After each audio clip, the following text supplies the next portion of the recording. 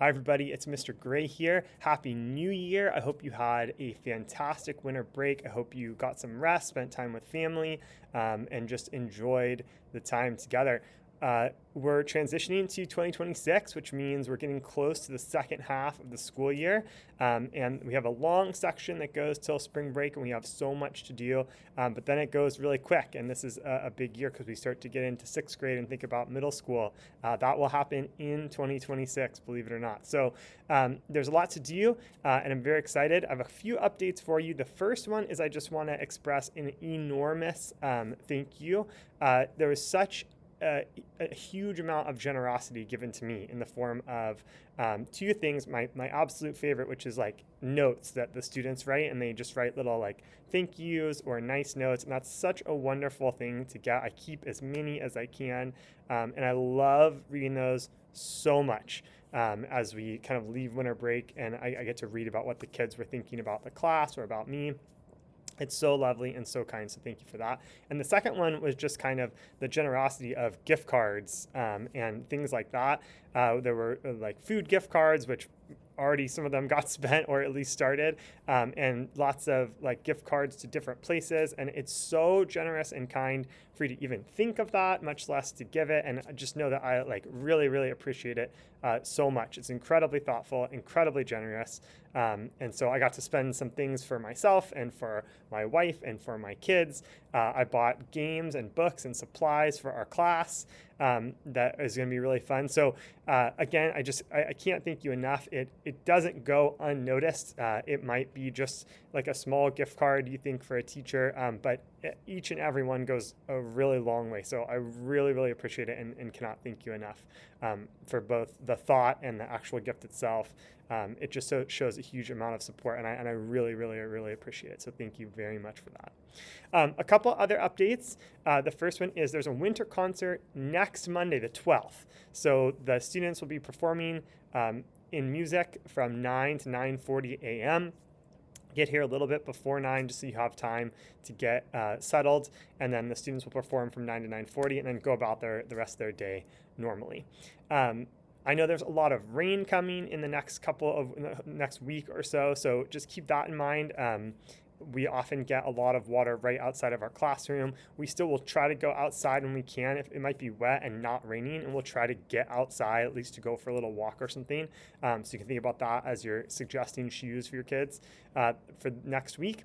And then the next update I want to give you is we had at the beginning of the year, we asked you to donate for field trips, and there were a few field trips listed. There was the planetarium, there was Walk to the American Revolution, which isn't till May, and then also one we were going to do at the end of January, which was called the printing press. So the International Printing Press Museum comes and they do like a lesson, and there's a Benjamin Franklin impersonator, and there's a few things that happen.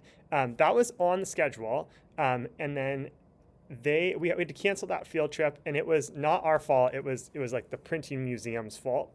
They couldn't get their like paperwork together to satisfy what the district wants in time. So that printing press field trip is canceled. I want to say two things about that. The first one is you already donated to that, so I kept track of all that money, and so that amount of money will just get taken off our bowling field trip at the end of the year. The last week of school, all the fifth graders go bowling, and so I keep track of that money, and so I will know like, oh, you donated toward bowling, so you're donated toward the printing press, so I'll take that amount of money of that. So you don't have to worry about anything.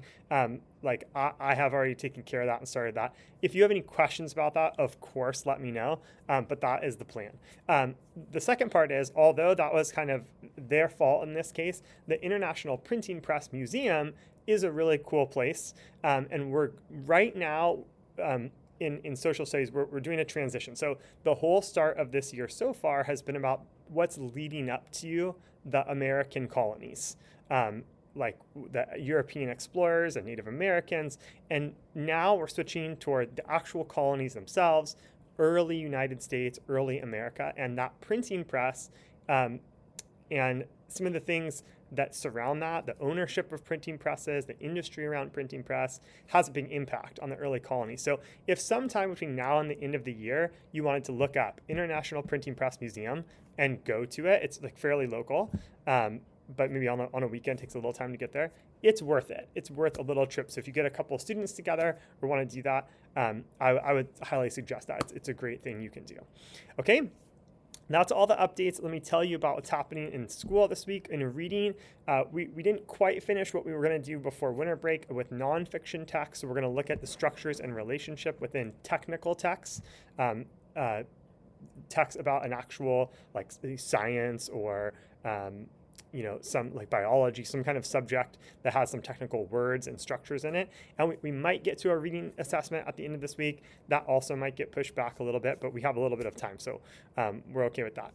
I'm doing a read aloud called Louisiana's Way Home by Katie Camillo. We just finished a Katie Camillo book, read aloud, The Miraculous Journey of Edward Tulane. I think the kids really enjoyed it. It's a fantastic book. Everybody in our class should read it at some point on their own later this year. It's very dense. There's a lot going on, and so I'm sure they had a great experience of me reading it out loud, but they could read it on their own again, even this year, even just after we read it. There's that much in it. So it's not like a follow-up to Edward Tulane, but it's by the same author, and so we're going to hear kind of the same voice or some of the same similar ideas, which is why we're doing a little bit of an author study with our read aloud. So we'll start that this week. In writing, the kids will receive their responses from their pen pal letters. We have pen pals in Mrs. Munoz's 5th grade class at Meadow Park. She's a long-term sub at Meadow Park with 5th graders, and so that was a perfect thing to do. And so they're going to read and then complete a response and send it out. We also will start just a couple weeks of a creative writing assignment, which will be fun. In math, students will review operations with fractions, in particular division. Just a great thing to practice. It's a little bit more abstract, so it's a good thing to continue practicing throughout the year. And then we'll transition to our next unit, which is geometry, and we'll start working on a hierarchy of shapes. We'll start to look at how the shapes fit together in terms of their definitions. You can think of a simple one as that like every square is a rectangle, but not every rectangle is a square. So I can visually represent that. And so there's other shapes I can kind of make this shape hierarchy based on their rules.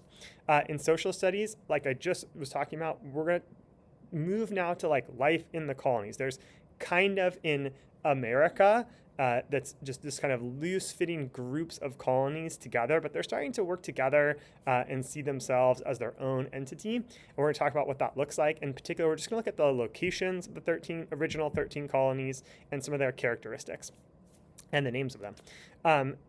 In science, kids will have a test, actually.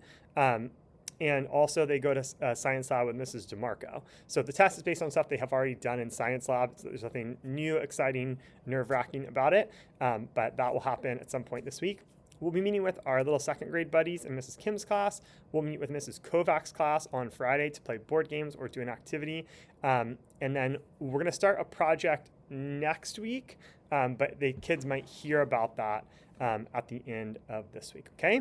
That's all I have for you. Again, I'm so happy to get to be back and see everyone.